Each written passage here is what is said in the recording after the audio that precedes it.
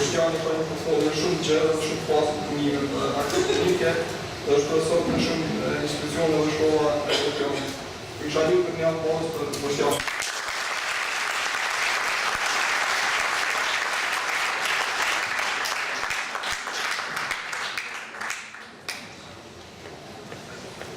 Okay, so I think that if this rhythm of me coming to Pristina will continue, and then I will actually in half a year know everyone. So it's my third time in Pristina since March. So I just need to kind of keep going, coming, you know, to see how the city, you can have such a great potential can really develop or is developed. So thank you. Thank you for the invitation. Thank you, the organizer, for the invitation. It's, you know, I'm happy enough to come here. I arrived 2 hours ago, and I'll be leaving tomorrow. And it's always like this really condensed experience of Pristina. It's interesting. I mean, what I'm talking tonight, what I'm presenting tonight, it's kind of accidentally. It's a pure coincidence. It refers to what our presenter said before. Like it's about production of the public. So actually how you actually increase public awareness in the city. But instead of sort of proposing just strategy or urban social strategies, I would actually try to show you how we as architects can actually do something. So what I'm showing you tonight is how you produce hardware that the software, as Anna Lady actually presented before, can be stimulated, triggered, and produced.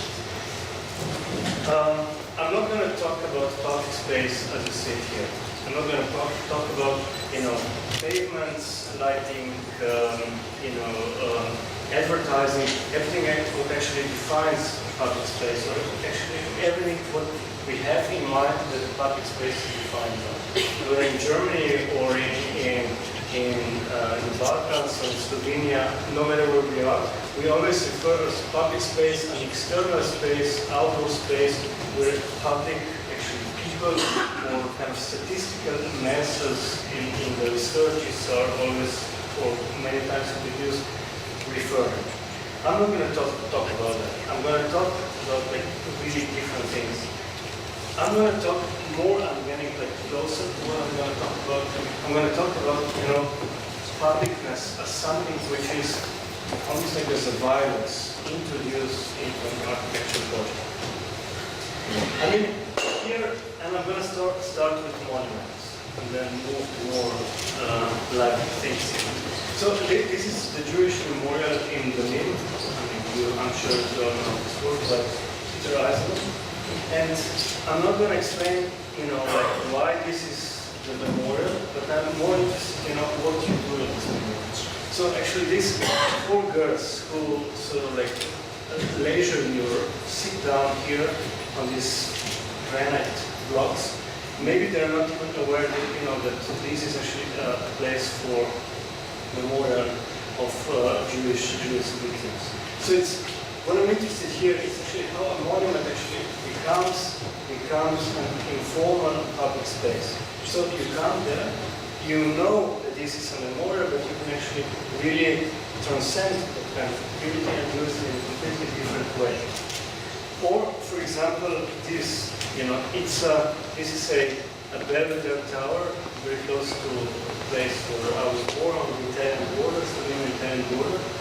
And when you see this monument, this is a monument to the victims of the Second World War. So you go there either to commemorate the victims of the Second World War, or you go there simply to kind of climb up the stairs and enjoy a magnificent view to the surrounding you had from that Belvedere tower. So you see, like the tower itself has become a public space. Although it was designed as a monument, it has become a public space, a public sculpture where you go and enjoy the beautiful surrounding. So this is the first project we did years ago in my hometown. It's actually like in 150 meters away from the house where my parents live, in Gorica, on the Italian border.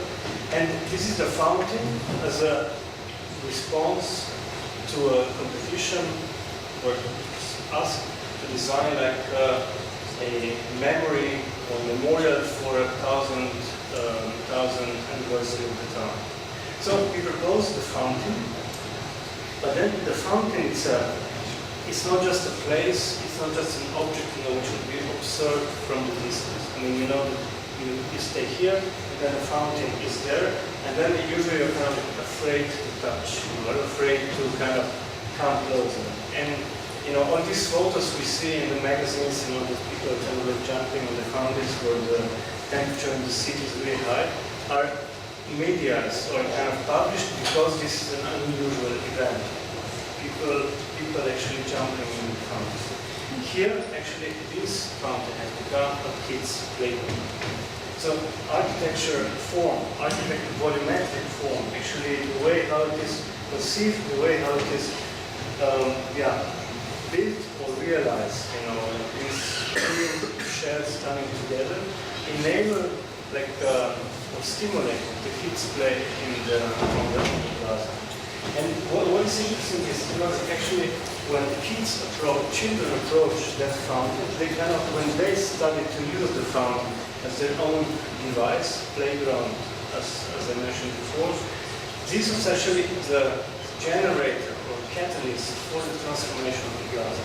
So then suddenly, the bars kind of got closer and closer to the fountain, since mother sat there and sit there and observe what the kids or the children are doing on the fountain. So again, a monument becomes a playground. These 5 points I'm going to discuss tonight. Very briefly showing you a cross-section to different projects we did in the office. Not very much explaining the projects themselves, but mostly pointed out this kind of public, a grafted thing as a virus which is introduced into the project. Okay, so public space becomes an added value of an architecture project. So basically you're asked to design an architecture project, and then as a kind of a virus or something which was not expected to introduce a public space. Because of that, the public space project, the architecture project becomes or generates a destination. It becomes a destination. You go there not because of its primary program, but you go there because it has this kind of presence of the public space itself. And then there are these 3 categories. I use this for the purpose of the lecture. There are these 3 categories through which I would actually show this presence of the public in our projects. Front plaza, the promenade, and the mezzanine. So the front plaza. So there are these 3 categories of the publicness, and I will go slowly, more or less slowly through all of them. So first, the front plaza as a principle of how you intervene with, how you actually implement and bring in the public space in the context of the architecture project was first developed or conceptualized or used, if I use this word, for the Chamber of Commerce and Industry in Ghana, which was actually the first project of the office. But think about that. Think about, let's say, the Seagram building in New York, which is actually set back in a way that it provides this open square in front of it, which is not a public, so it's not a publicly owned space, but it's actually a space which belongs to the building. It's kind of private space, but at the same time it's used as almost like a gift to the city by the building. So something like that we want to emphasize here as well. We kind of compact the building like this. So the building has really compact in order that in front of it a public plaza is developed. So have in mind, instead of developing like a slab building as it was asked in the competition, and then put like the block building above it, like drive tools and block building above it, we actually turned this public program into the three-dimensional facade as you see it here. And this kind of action provided like a very sort of compact buildings, which at the same time a public square in front. And this open plaza, this open front plaza is actually used for by the chamber, but it's also used as their kind of place for outdoor events. But it's also used by external parties, or actually by individuals who come there like skate or jump or whatever. It has become like a plaza of the neighborhood. So here, what is interesting is actually that this front plaza then connects to this perforated space inside, and we call it the vertical core. And here, the interaction between people who are, passers by, guests, employees of the chamber would actually happen. So the public character of the building is kind of embedded in the volumetrical concept, volumetrical setup. So you go there, you are in this sort of vertical space, and you see actually up and down, you see, you see and you are seen at the same time. So social interaction in the building / public interaction in the building, it's triggered and stimulated by the way how you perceive people in the building. So, and this is enabled by the vertical core, as you see it here. So front plaza was then repeated like many times in the projects we did in the office. We always kind of try to set up the building to develop this open space in front of you, which perceptually kind of sort of you see the building in a completely different way, and at the same time you have enough space for different events happening. So if in the chamber, the movement through that vertical core, as I explained, was kind of accident, or actually was not prominent as the principle, prominent as the concept, architecture concept, sort of alludes and takes us to a very sort of conducted way to the building.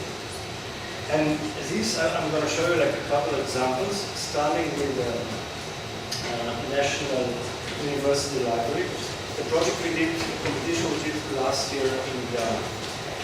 Briefly, very briefly, as you see, you have like the Pechnik's library in front as a national library. The competition asked for a university library. So we kind of play. We didn't want to kind of repeat the same principle. It was not about building a palace or proposing like a monumental building, but it was more, it was being actually designed like almost like an infrastructure. Infrastructure developed by these sort of bars which intersect and define like completely, I would even say like a generic floors of the library. Why? Because we thought, that we have Pechnik as the main sort of national heritage protected building, and we want to kind of, we don't want to compete with that. We want to kind of show the library of today or in the future will be the library where also the books maybe will not be even needed anymore. So the library almost like as an exchange or a marketplace for knowledge. So, and then we started from that point on, and we conceived and conceptualized the project in that manner. So you see like the bars which intersect. The bars derived from sort of the intersection between Carpus and the Comanus, which happened on that specific spot. And we use that kind of raw archaeology to kind of generate the form and the volume of the building. So you see here like a very, it almost like we went back to the initial project, like sort of we did like a chamber revisited 12 or 15 years after. So this is the main view from the street, from the entrance. And then on the other side you have a completely different atmosphere which you have to actually provoke or generate. Like much more relaxed, sort of adapting to the neighboring complex. But what actually happens inside? So I said, very generic floors where the library is organized, as an interchange between storage spaces and reading rooms. But then through that, you have like a public path within. And this public path means that this is, the introduction of the public history. That you go there, you go to the library also without having intention to read a book. Also without having intention to kind of use the main program of the library. So the public paths will actually bring people inside of the building, and it will generate a completely different atmosphere. It comes from the library as a public space. You see,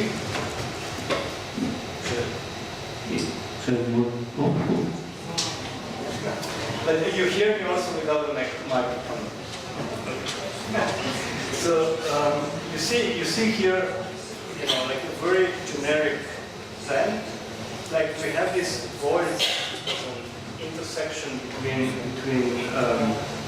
different bars. The library organized as a interchange between storages and reading rooms, and then the public path actually happens around the voids. The voids are really important places in the building because it serves as orientation. It serves kind of like as a hub where you move around. The voids are actually the spaces where the building or the space, interior space, becomes like the sound of the space is strongest. The noise. The more you move, more set back to that space. More silent it becomes. And that spaces are also like the lightest. So if I take you now to the building to kind of understand the public, this promenade, we stand inside, then we move in, and the passage through is actually the public passage to the building. So you also, as an external, as a passersby, as a pedestrian, you will go through the building because it actually shortens your way from one street to another. And then when you're inside, then you decide whether you go up or you go down or you just kind of cross through. And then you move up and you have like all these different environments which would sort of show you that you're in the library, but it's kind of like a public space in that library. It's kind of like a non-programmed space in the library. And then, finally, you actually find your seat. You can read and find your place, like very much overlooking the context. So, like the gardens, the houses from terraces, very much sort of in disconnection to that public promenade. So it's kind of like moved from very public to almost like intimate space. The promenade as a concept, the promenade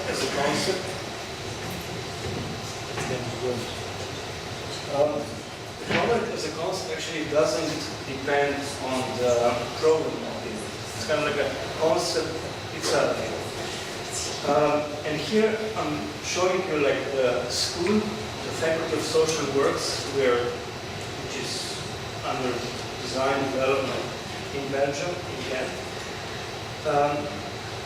as an example how a school could actually become a catalyst for integration between the city and So it means, that not a master plan itself, but a single architecture project can become a catalyst which would bring inhabitants of Ghent, in that case, into the connection with campus.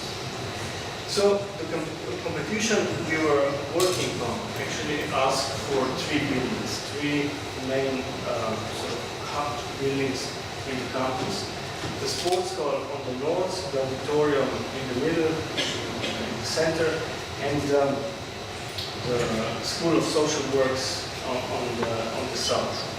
I'm showing you just like the School of Social Works, but the idea of how to connect the sort of city space of Ghent and the public space or the education space of the campus. It's integrated in all 3 buildings.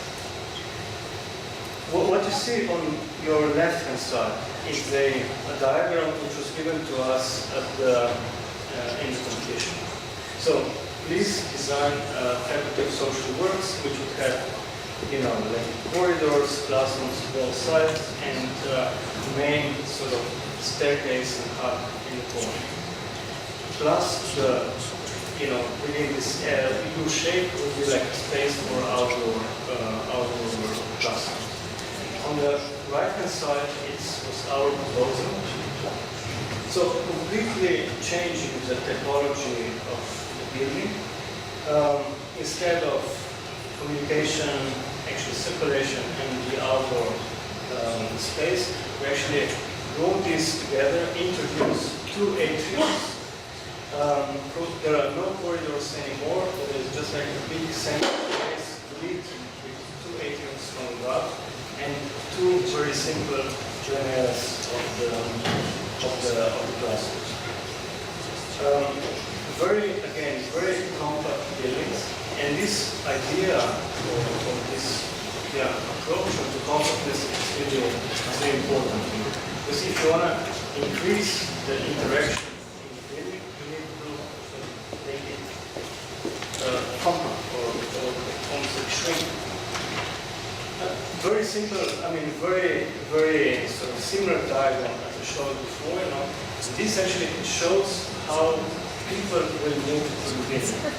And if you take into account this is a faculty of social studies, which means basically the way how you teach or how you educate people becomes an example of how social studies should actually work or operate in the larger city context. So it means that you actually bring people from Ghent to the building, and then you make them sort of go to the space of the school.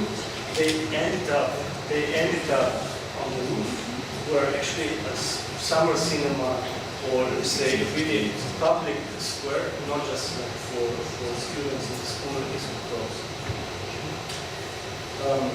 Very simple organization. You have like 2 bars of classrooms which are normal classrooms, and then all the specifics of that faculty is actually placed in the room and lead to these two light shafts to force to atriums from above. So when you walk to the building, it's almost like a promenade architectural. You walk to the building, you actually experience the life of the school. So, you're in front, you pass by, and then, you're kind of like taken by, or almost like you're brought to the building by this indication of this big arch developed by the risolays which kind of wrap the building. You're inside on the ground floor, and you see again this sort of visual interaction. You are seen, but you can also see at the same time. You go up, and these are all in this sort of like middle space. All these programs which would actually communicate the life of the school are actually placed here. For example, a piano concert would happen not in the classroom, but would happen in the central space. Next to the cafeteria, so you have like all these different, almost like cash situations which would, in a way, generate also dynamics of the school. And then you ended up on the roof, as I mentioned before, where, you know, if you live in Ghent and you want to see the sound of cinema, you will actually pass through the building in order to sort of watch the movie.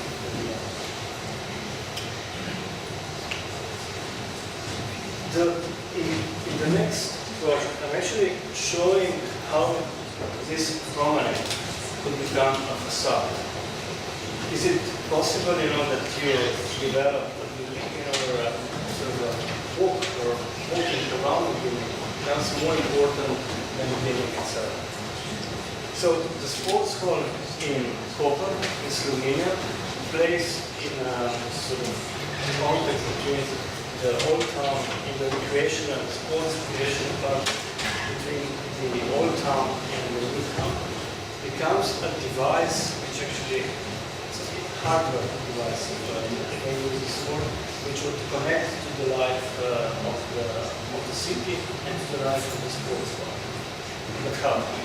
So the sports halls are designed, I mean, there are three constituencies, as you see here. Sports machine, I mean, this sports hall for 8,500 people, for basketball and tennis. I mean, all this is super defined, defined by all the regulations. And then what you're free to do is to design a ramp. And this ramp, because we're on the Mediterranean, it's kind of part of the outdoor living, we decided that this ramp will not be conquered towards facade and then external space, but the ramp itself becomes the facade. So you walk, you actually turn around the buildings, you have these continuous ramps, which at the same time serve as the fire escape. And this in a way becomes almost like a public space of the building. So these three parts, the sports machine, the amenities around, and the ramp, which actually, as you see here, changes and turns from the ramps on the ground floor up to the top of the building. Very simple section. Sports machine surrounded by the amenities which are necessary, and then the ramp of the ramps around. So you start in the center, viewing the courtyard. I mean the tennis court, play the tennis. Then here on the top, on the top level, this is actually a VIP section where you can actually have both views, both to the courtyard, to the court, as well as to the sea. And then this is actually, if you ask me what is the idea of the sports court, what is actually this one? The most important are actually the people. The people who enter they exit the match of the game, of the event, or people who actually go, spectators who go and see, become kind of the living facade, like that. So it's the architecture device, the ramps around the building would actually generate completely different public space. And we also generate completely different public space and its use also during the time when building as a sports court. It's not used, because there are no events. So for example, we imagined here that the runners would actually simply run up the building and then continue that way down the park. I mean, the architecture promenade here is actually translated into the facade of the building. The last project from the promenade part, it's building which was opened 3-4 months, in September, 6 months ago, and it's a result of work of 4 architecture offices. So it's 4 architecture offices, our generation, my generation. Instead of, competing, I mean, we usually have some very strong competitors. We sort of like sit down and say, okay, we're going to design this building together. Why? I'm going to show you in the presentation. So this is a very strange program, strange vision. It's a space wheel, so-called. It's kind of a cultural center for space technologies based on a premises of Hermann Morgan, who's the guy who actually lived in the space in that town, in that village almost, And he was actually the first one who proposed or designed this spatial wheel. So it's like a spatial wheel was actually a place or a device how you actually live, how you can actually live in space. This was in 1925. I'm sure that you know this building. I mean, this image, this model from Kubrick's movie, Odyssey 2001, where exactly that drawing was taken and developed into the spatial wheel as demonstrated in that video. And this is the project actually sort of having that idea, that concept of living in the space in our mind. But it's placed here. It's placed among cows and it's placed among in a very kind of sort of rural, really beautiful landscape in a remote space, remote point in the north of Slovenia. So the idea here was, that what we're doing is a substitution of social building of the space of the town, together with the cultural center of space technologies. So imagine you have like a program of association of peasant women, or a fisherman's society, or children's corps brought together as a program building with an exhibition and a conference center for space culturalization.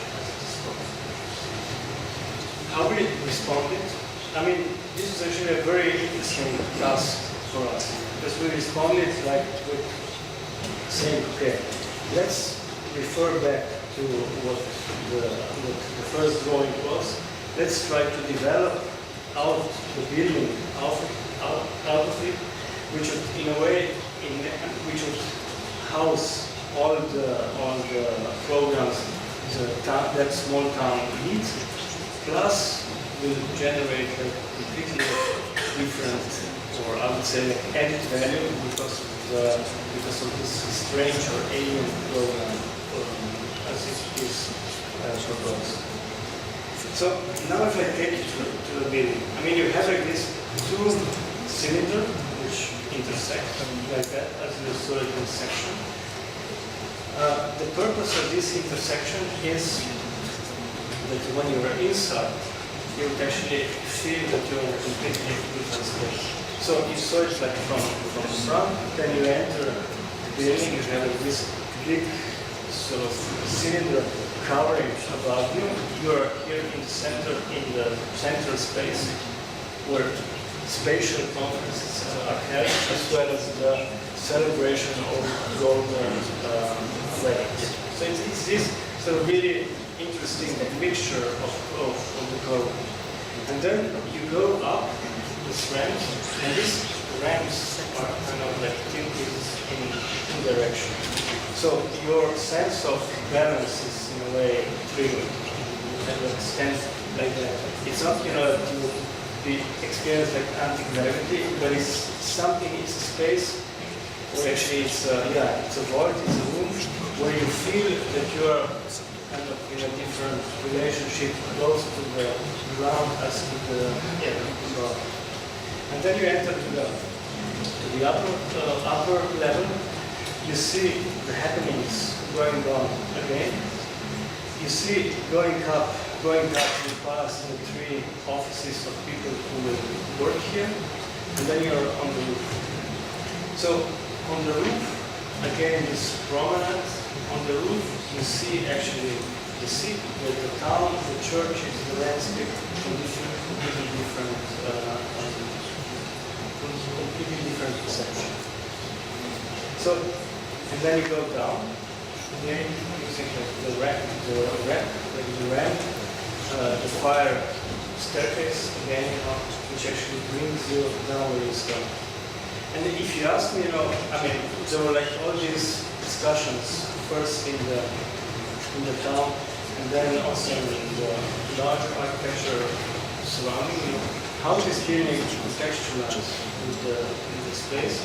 I would say it's not the form, it's not the volume, it's not even the program, but it's the way how you actually bring people sort of flaneuring or promenading through. I mean, you're bringing them in, up the roof, and then down again. And this spatial experience is, I would even say, like it's an anchor to which it actually becomes like a device as an anchor which sort of like plays building to the town of Italy. The last category, it's actually the category, I mean, me personally I really identify with that, most, and it's the mezzanine. The mezzanine, it's very, as an architecture device, as a hardware device, it's very simple. You have the ground floor, and then the mezzanine, it's lifted up, which becomes like the second ground floor, and it completely functions completely different, because it's static. I mean, it's not, you don't it's not a suspicion around it. You go there in order to stay there. It becomes like that, as I mentioned at the beginning, the destination. So this is one of my favorite projects. I always have the most favorite projects I never realized. But this is the project this is actually our proposal for the Butcher's Bridge in Ghana. It's down on the river. It's next to the really historically protected site. It connects to the market. It connects to sort of two embankments which are both at a different level. And again, and one thing more, this was actually our paraphrase of the project which was developed in 2013 by project matching for the same stuff. So what we did here, we actually built a house on the water which happens to be a bridge. So when you see this, you can actually see that maybe we place the lower slab on the ground and it becomes kind of a house itself.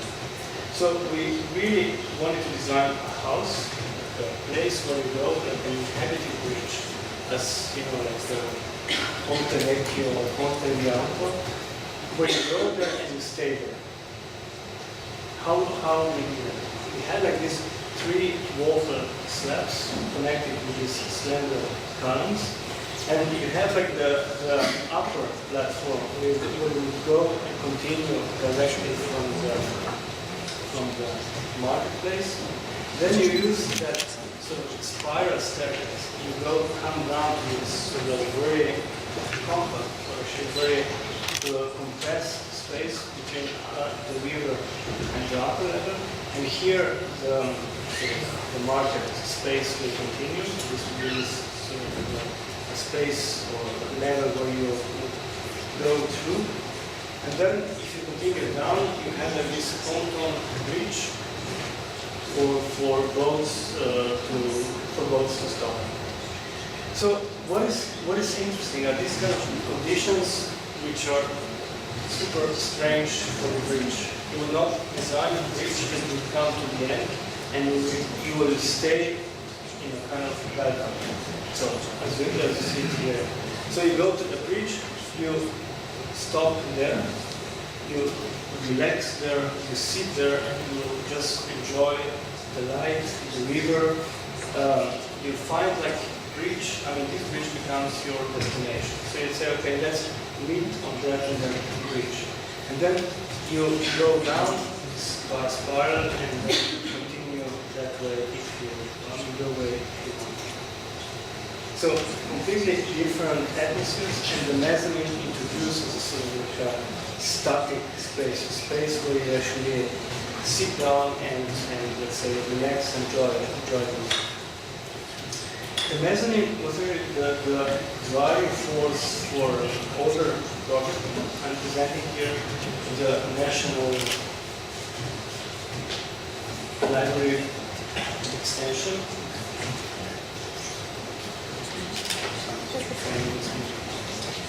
So you see here, I mean, this is a national entrance wing of the National Gallery in Ljubljana. And it connects two wings, two older wings, and this is a competition was like 70 years ago, to design like an interstitial part connecting well, with a sort of requirement that one needs to place the Rova fountain, this Baroque provision of the Baroque fountain into that space. So what they did, they moved the fountain inside and introduced the mezzanine, this red level as presented here, which is a space gallery we don't ask for. It was not asking to grow. So it's actually a sort of our, as we call it, added value. It was something, you know, that, as I mentioned already before, that you would go to the gallery also without having intention to see the exhibition. You go to the gallery, you know, in order to sit down and have a coffee here. Because you have like used to the part on one hand, on one side, and the city on the other side. So it's an intimate mezzanine, intimate space at the same time, and it's also a space which is actually used, which is important, it's used by the gallery to rent the web. So it's a space. Mezzanine becomes a space for performance. It becomes space for reception, space for different, I don't know, from fashion show to small concerts can go, can be performed. It's not part of the gallery, you know, look or gallery, I mean, exhibition space itself.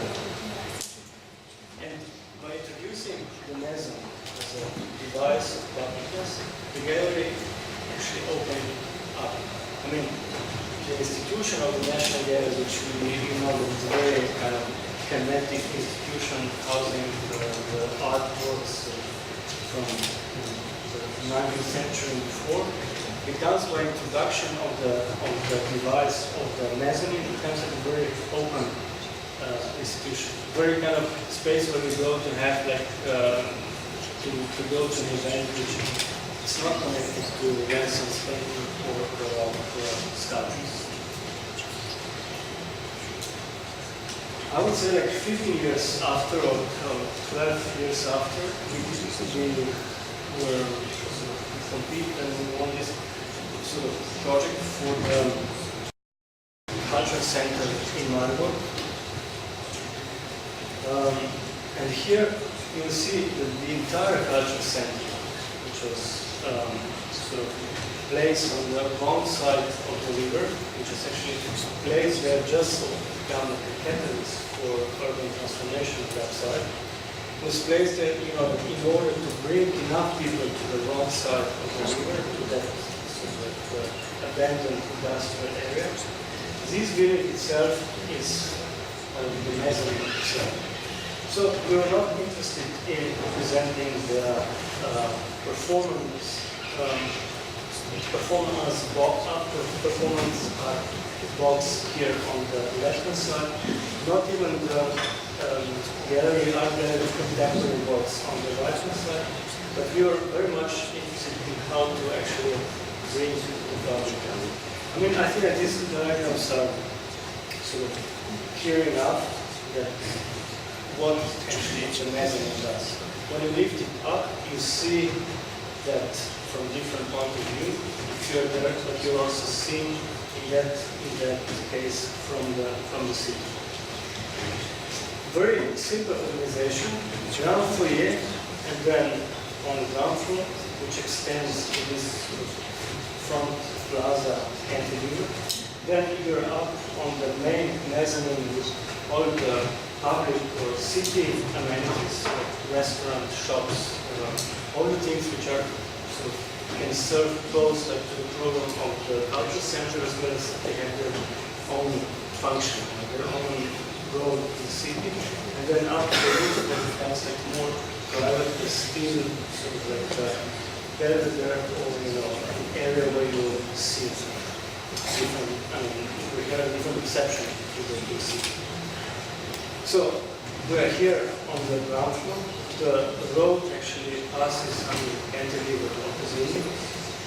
You enter to that ground foyer, so you enter to the theater space and to the gallery space, and then you use this sort of like steep escalator to almost like break through to the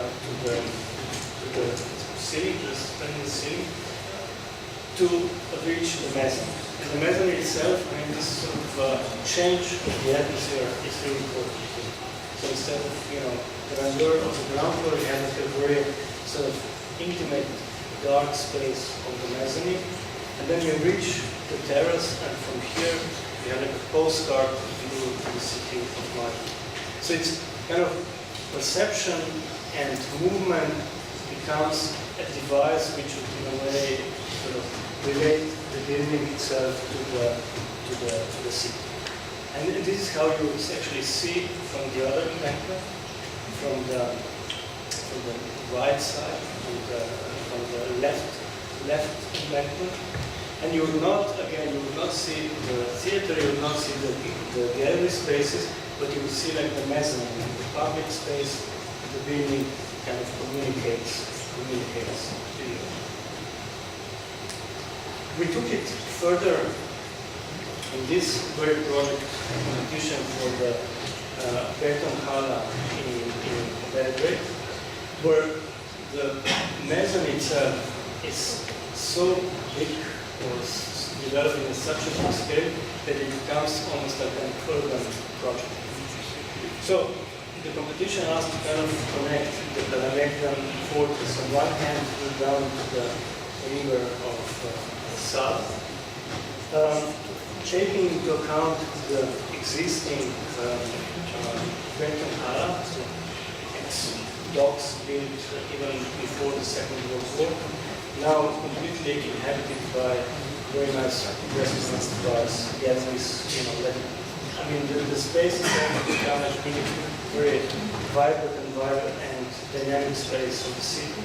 And actually, the competition asked us kind of like just to connect it to the Kalamegdan, to make like this connection from upper town down to the river. What we propose is, show what you see here. We propose three things. That on the roof of the shopping, on the Beton Hala, it's a sort of like a beach, new artificial beach, covered with sand, created. Then the parking for 1,000 parking cars, 1,000 parking spaces. It's not hidden in the ground, but it's actually there, a very simple stack of parking.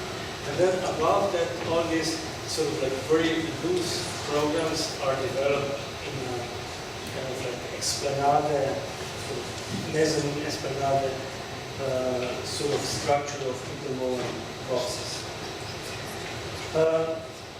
You have like all these different levels. You have to pass from the river, up to the fortress. And you pass, from the embankment, extension of the Beton Hala, up to the beach, to the plage, through the building, and again continue with the continue up to the fortress.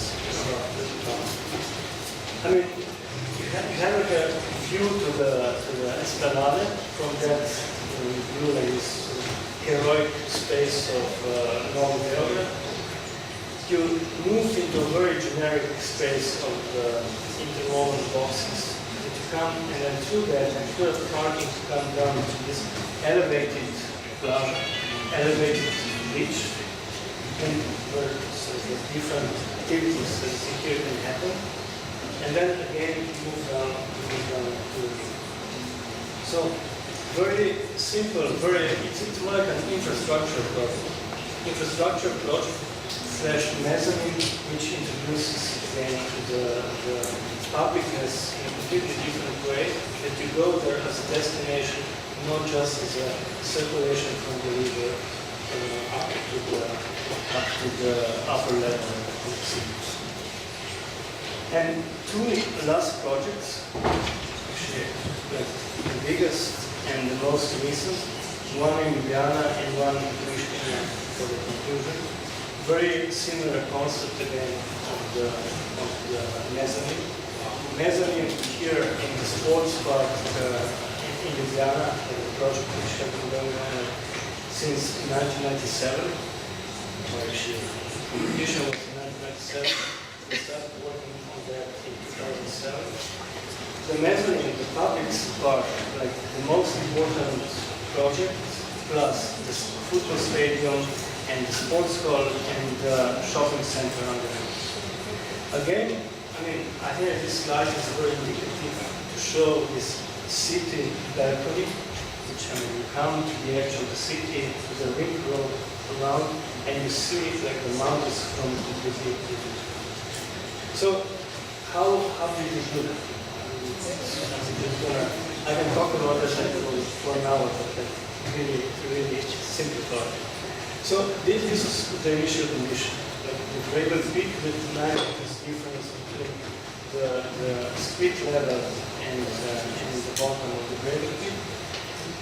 This was the program, and what we did, we kind of pour that program on the side. First position the two buildings, the stadium 70,000 square meters and sports hall 12,000 square meters. Put parking spaces and this 9 meters difference, retail, and spread the car on the top of the roof. Very difficult project. I mean, very difficult because this actually the way how it is organized as a public-private partnership sort of crossed a lot of programs, and one problem is that purely architecture. You have like the ownership of the shopping and parking, which is private, but you have like the public part on the roof, which is public. So if something actually starts to leak, you have to take the public standing on the top, or you know, the guy design underneath. So you see this sort of juxtaposition of two spaces, I mean two planes, you know, the green on top and the very sort of generic, almost like generically designed shopping mall underneath. Shopping mall would actually enable the two core buildings, the sports hall and the stadium, to operate. I mean, the private client got the land, he built like the two buildings. He could build a shopping center, which in a way would sort of link money back for that two projects. And then on the top of that, the green surface of the park, which would connect the city center and the rest of the green areas would be there. What happened? What happened was, you know, that the private client actually built the stadium, built the sports hall, built the rough construction of the shopping center and the parking, and then bankrupt. So maybe it's too good for you know. So the two buildings are there, they function, but the rest is actually waiting, you know, for the better times or for another time. So you can actually walk on your own archaeology when you are there. The stadium big events, very sort of like designed for maximum occupancy. The sports hall is the same, so you need to kind of design the space for these peaks. But then you also need to kind of design the spaces in order for these two buildings to not become like gray buildings on the rest of the city. So on this, the idea of the public park, the idea of the green part on the top of the roof of the shopping center actually derived from there. So you need to kind of attract people to come there, to stay there also without having intention to see the match. So if they go there to play, I don't know, to skate, to run around on the upper surface, to shop, to entertain underneath, to actually create or kind of generate a very lively space in that part of the town. I mean, this hotel is actually was taken 2 years ago, but the condition is as it is. We still live on the construction. And the last project, again, starting from the measurement point of view, is a mosque, as you probably know. In the competition, still not completed, but I'm presenting this to you. Since it was public from the very beginning, because it has not been taken yet. We cannot give you anything. Huh? We cannot give you anything. You just please be. Okay. So finally you got interested.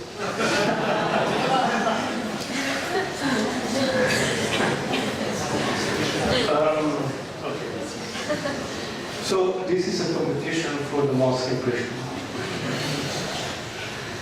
And it was developed for not for any other town in the world, but just for the city which is presented here.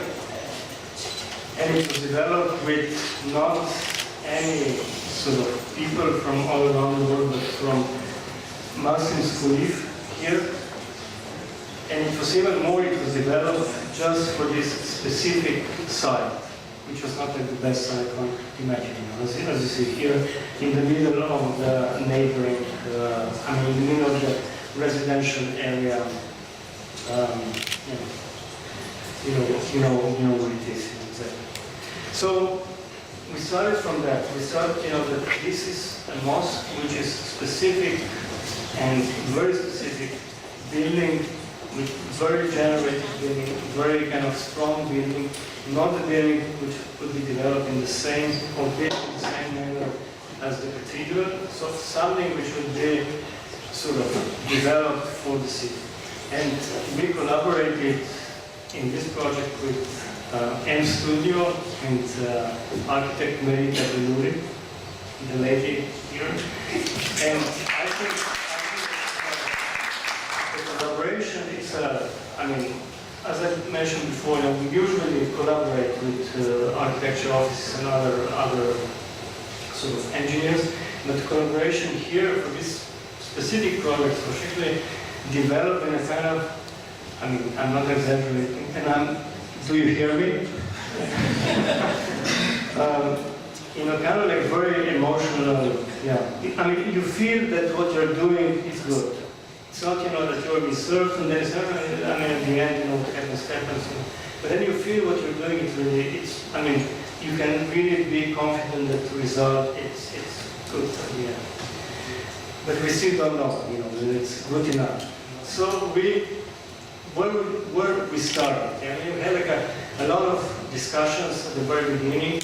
Shall we actually design a super contemporary mosque, like something that's, would be developed like some abstraction of everything what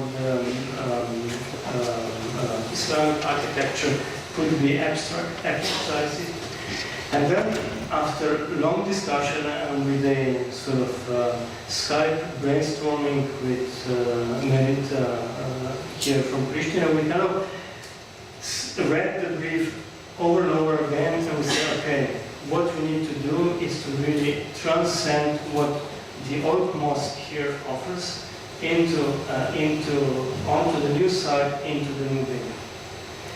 So we want to kind of transcend, and I think this is maybe like the right word, that there are sort of like the proportions almost of the old mosque and the warmth interior of the old mosque will be kind of experienced and developed there.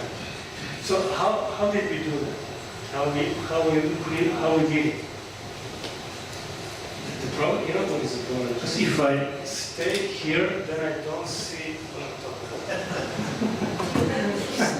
about. but it's okay. So that's why I'm like moving back, not because I don't know you want to hear, but because then I'm not sure whether the slide here is the right one. So you see the relation between the old and the new. So the new one, or the proposed one, is exactly, it has 9 times bigger square ground floor, and it has like 17 times, it is 7 times bigger in the volume. Why? Because it's supposed to house like almost like 7,000 believers, 7,000 people at festive days.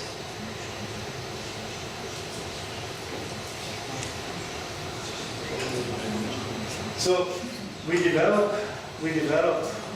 very, I would say like very, at the end, a very simple concept. So the mosque on the top of the podium, the top of the podium is the mezzanine, it's the entrance to the mosque. The mosque is developed by, as a sort of building of 3 belts, which would kind of sort of rise up and support on the dome. What is interesting here is, this is what we studied in the books. Basically, we want to sort of, or we wanted to propose that the structure itself of the mosque, which is super heavy and massive, will actually give us an impression that it's supported by the light. So it's kind of this sort of interaction with structure engineers from London, to sort of make like a trick how to bring the light in, at the same time support the dome and upper glass.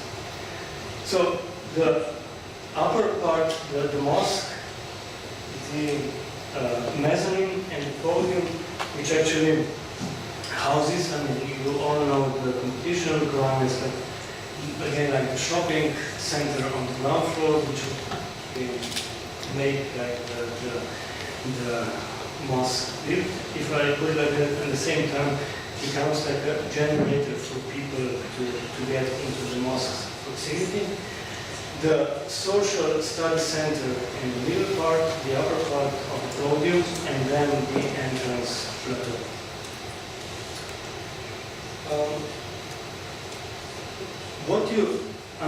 This maybe I think like a very indicative drawing. We wanted really to take like all the constituencies of the old mosques, like the portico, the big massive structure, the windows where you can actually perceive exterior and interior, the light coming from above, the dome, the minaret, but at the same time also, I wouldn't even say play, but to kind of see how we can, what is that tolerance, or what is actually that space which would enable us to sort of develop something specific for Pristina, something which would be recognized as the central mosque for the Christians. And here, sort of this space, kind of movement or twist which happens, when you come from one point to another, in a way, sort of provide the mosque as a very sort of like heavy, massive, but also a very dynamic and very contemporary structure. This is on one thing. Then on the other hand, I mean, you see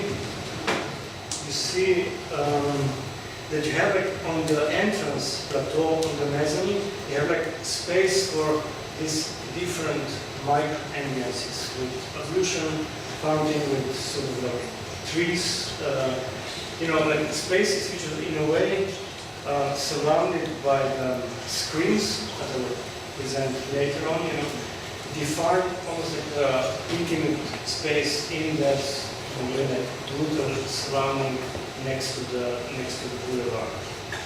And the last part is this, which is, if you remember, like the first project I started with, is the front plaza. So when you sit here on this big lawn, you will actually get in touch with the mosque at the beginning at your back, which will be like really present, but at the same time this will be like an empty space used for different events or just for flaneuring and sitting and for picnics. The circulation, I think that I mentioned here, that the circulation around the mosque is really important. How you actually bring people into the mosque. With the Qibla orientation, so like one side, because you need to kind of go around to enter. Was especially very interesting how to manipulate, how to actually enable that switch, that you would sort of play with that curiosity on that side. That's why it's like so narrow.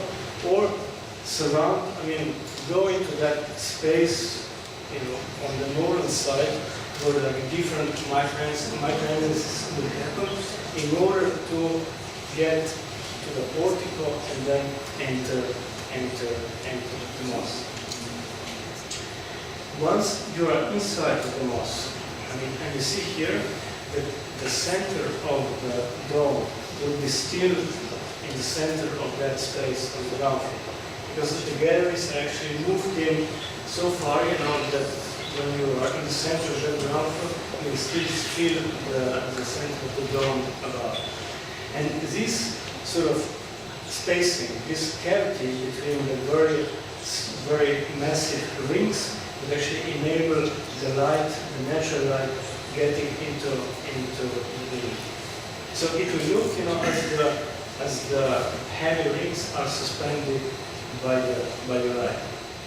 On the other side, where the Qibla wall is, we have actually the rings into that coming closer.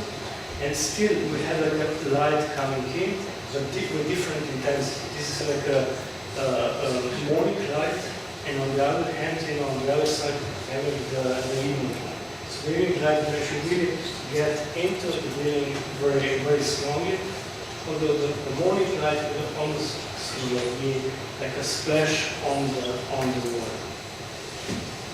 And I'll just take you around. You see actually what this sort of like movement of the body of the mosque actually does. So you're on the very dynamic boulevard side. You pass by, this is view in the other direction, directly to the Qibla wall. You're on the entrance plateau on the mezzanine, front of the portico. The portico is kind of like a space in front of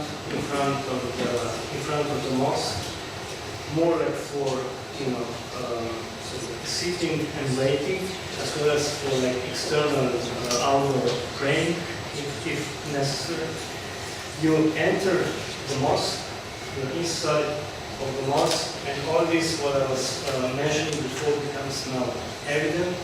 Very strong structure, massive spaces, also due to very, I would say, we are, in terms of the environmental strategies, we really can try to provide as stable environment as possible, lighting, sort of orientation to the Qibla wall. And then you go inside, you step down, you pass by the education center and the shopping center in the podium. You go to the lawn, to this big lawn, you sit down, you have a picnic, and you have the mosque as the building behind you, and you are on a public square, public lawn, public green area, and you enjoy yourself. Thank you.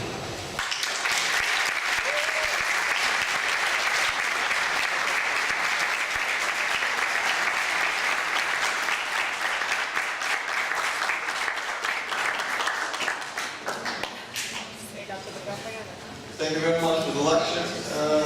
Не се кени приучили никой причина, че пак може пет за една лекция. Еми произведен, че така много различно са. Да не приучили?